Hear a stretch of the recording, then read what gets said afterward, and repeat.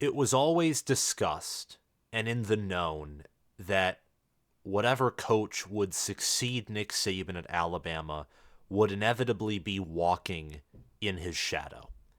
And that is a hard journey to walk.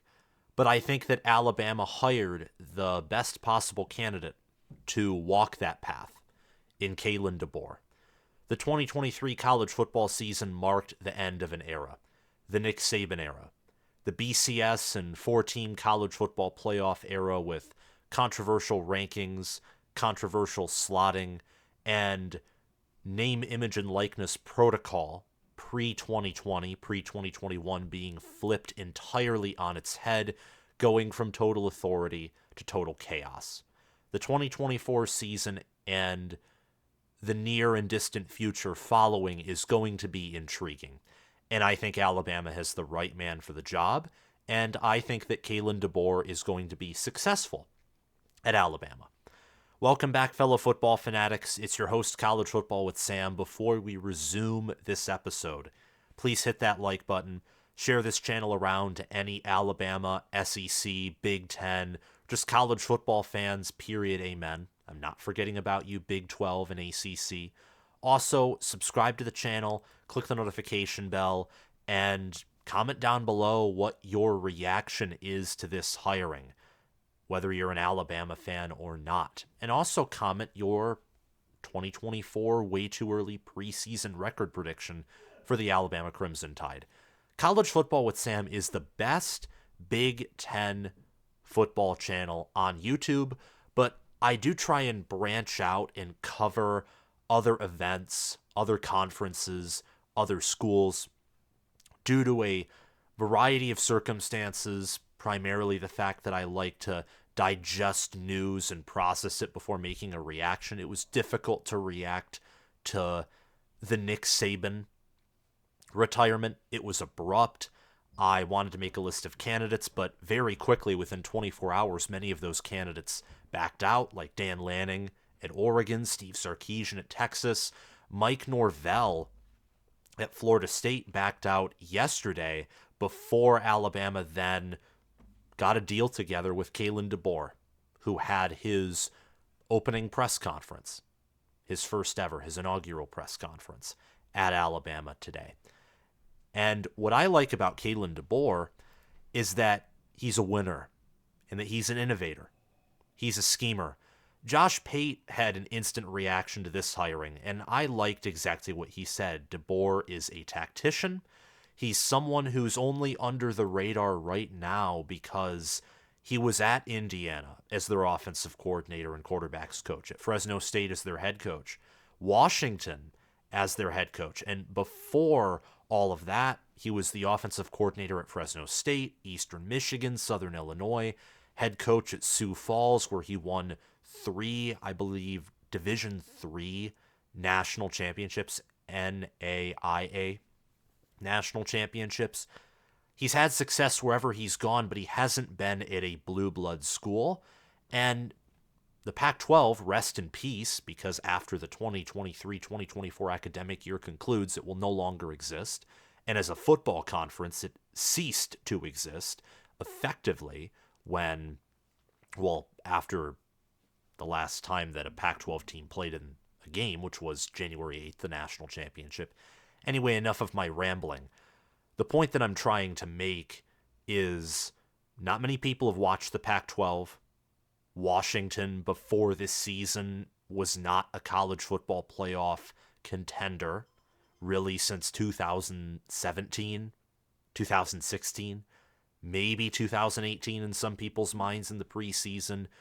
And Kalen DeBoer has been an underrated offensive coordinator who's gotten the most out of his players, mind you. He built Indiana in 2019 to be a competent team. And in 2020, despite the fact that he was at Fresno State being the head coach that season, the system that he built guided Tom Allen to a top 15 finish, the first win over Michigan in nearly 2 or 3 decades, nearly a win over Ohio State, and nearly an appearance in the Big Ten championship game that season. He doesn't just build good rosters or isn't only a type of coach that keeps everything together, that he is the glue. He's not just the glue. His systems are awesome, to say the least. And I wouldn't be surprised if Washington, unless most of their roster transfers away, if they're able to maintain some starters from the 2023 season and maybe some staffers, I would not be shocked if Washington continues for a few years after this season to be a baseline competent, if not good, great, potentially better than that program. Of course, depending on if they hire the right coach or not, but that's for another video. This is Saban's successor, and as I said at the beginning of the video, he is going to be walking inevitably in Nick Saban's footsteps, in his shoes, in his shadow. These are all very intimidating things. But the hiring of Ryan Grubb as offensive coordinator is going to help. Nick Saban is going to be assisting the University of Alabama in a variety of ways. And Kalen DeBoer being a great adapter, tactician, great mind. He's not even 50 either. So in the head coaching realm, I would say he's average age, maybe a little bit on the young side. He seems to have that energy, good with people, well-connected, cares about his players, is passionate, is also very gutsy with all those fourth down calls, whether it's against Michigan, Washington State, Oregon, Texas. And he led a team, the Washington Huskies, who were never power rated, I believe, in the top 10 all season, to a 14-1 record, a win over Texas. He's 2-0 against Steve Sarkisian at Washington, 3-0 against Dan Lanning. He's 5-0 against two candidates for that Alabama job with drastically inferior recruiting talent. Washington was not top 20 in the team talent composite. Well, Alabama is going to be number 1 or number 2, maybe behind Georgia in that metric. Imagine what he can do bringing over parts of his staff that would be good fits at Alabama, making good hires on the defensive side of the football with that talent. I'm telling you, he's a great head coach.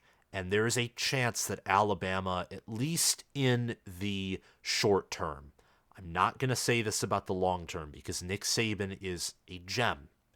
He's the GOAT. He's the greatest coach in the history of college football. No ifs, ands, or buts about it. There's a chance that in the short term, Alabama doesn't fall off whatsoever. Now, long term, I'm not going to say that. Maybe, but I don't want to go out on that limb.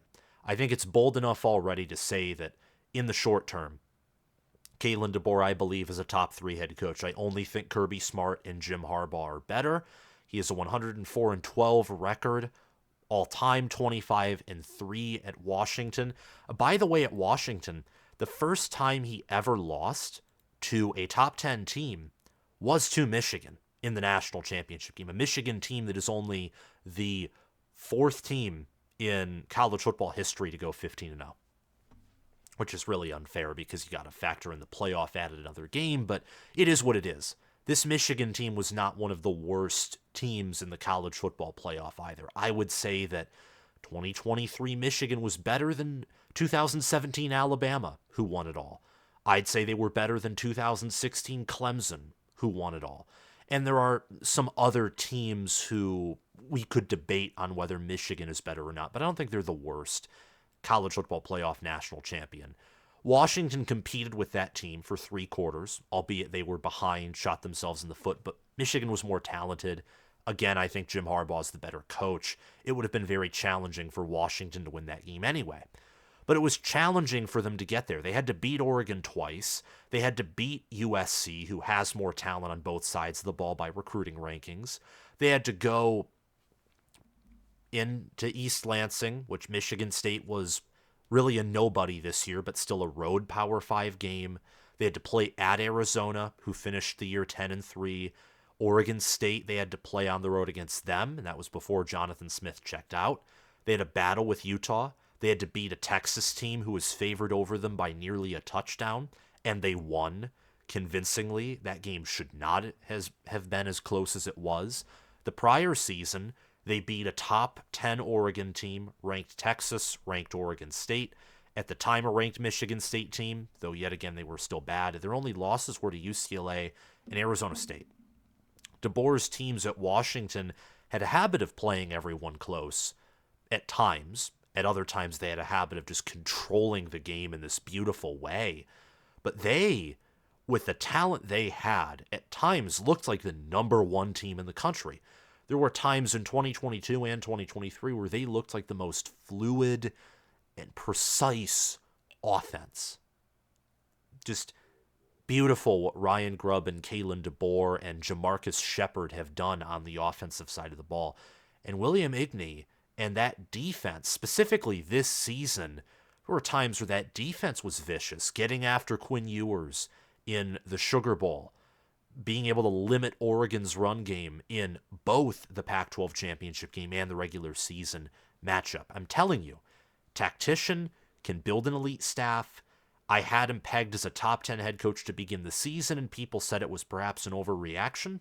Well, I predicted Washington to go to the college football playoff, and I was actually too conservative on my prediction. I thought they would not make it to the national championship game, albeit they did. They went 14-1. I thought they would go 12-2. Alabama will remain at an elite level next season. Now, Isaiah Bond entered the transfer portal. I don't know if there are going to be any other significant Alabama players that enter the transfer portal, but I know that Courtney Morgan, who was, I don't know if it's director of player personnel or general manager is the right term, but he was great at Washington for recruiting and connecting with players, and he's already connecting with the players here at Alabama and getting involved in recruiting there. And with Alabama's name, their brand, their resources, it's a massive upgrade from Washington. DeBoer is one of the highest paid coaches in the country right now. And he still left Washington after they were going to more than double his deal because Alabama is just that much better. They are. They are the premier blue blood. They are the number one, number two program in the country. It's them and Georgia, top two. And right now, no one else can compare. And I say that even after Michigan won it all and proved themselves to be the best team in the country this season. This coming from a Michigan fan who somehow objectively predicted his team to win it all in the preseason, which is a rarity. Speaking of which, if you want to get my reaction to the 2023 season, some of my predictions that I got wrong, because I got plenty of them wrong, but also some of the ones like the Michigan one or Washington that I got right, or the fact that outside of Alabama winning the SEC, I predicted every Power 5 conference champion accurately, make sure to subscribe again and hit the notification bell. There are going to be times where I am roasting myself or just casually mentioning that I, like everyone else, occasionally get things right, and it will be an entertaining video. All of those are coming out next week. But to get back on point, I think with DeBoer, you are going to see changes. Nick Saban wanted to go back to bully ball this season. I think you're going to see a reversal back to what Alabama was from 2018 to 2022. More specifically, 2018 to 2020. The Bill O'Brien offenses were inconsistent and grotesque. You're going to see Mike Locksley, Steve Sarkisian type stuff with this offensive firepower. A Jalen Milroe with this type of development will be scary. He will probably be my pick to win the Heisman, or at least finish up as a Heisman finalist at the end of the regular season. I loved Jalen Milroe entering this year. He didn't perform to the level that I thought he would, but I do think that Ryan Grubb, Kalen DeBoer will be much better quarterback developers than Tommy Rees, even though he did a respectable job toward the end of the season. So there are going to be some philosophical changes, but I do think that physicality is important, and we've seen Washington be physical time and time again under Kalen DeBoer. I think the biggest difference between a traditional Kalen DeBoer team and what will exist at Alabama is the strength on defense. I think a lot of that will have to do with talent. I think some of that will have to do with Kalen DeBoer seeking out Nick Saban for advice, and the fact that I don't know if he'll bring over his defensive staff from Washington. It wouldn't shock me if he didn't do that. I think that the defensive dominance is going to resume. We haven't exactly seen the 2011, 2015, 2012, 2009 defenses in recent memory at Alabama. It's more so been the offenses that have been up there with generational talent. There's a chance that we see both, that we see some Alabama teams that are better than the 2021, 2022, 2023 teams, that we see teams that can win national championships, because whether it was 21, 22, or 23, those teams did not at any point in the season, I would say, outside of maybe a few moments, none of those teams looked like the number one team in the country. Outside of maybe Alabama after the 2021 SEC championship game or after their game against Cincinnati. But I think that with this offense, and Saban is a genius, DeBoer is going to be wise enough and enough of a genius himself to seek out advice from the man who built this program up. Alabama was a mess when Saban took it over, and he quickly fixed it up, rooted out all the problems, and now we're here. Now Alabama's in a position where, whether it was Dan Lanning, whether it was Kalen DeBoer, Steve Sarkisian, Mike Norvell, there aren't too many options outside of those, but Alabama was a elite enough program to reach out to all of those coaches who I think Lanning and DeBoer are the best out of the bunch, and I think Sarkisian and Norvell are definitely top 20 coaches.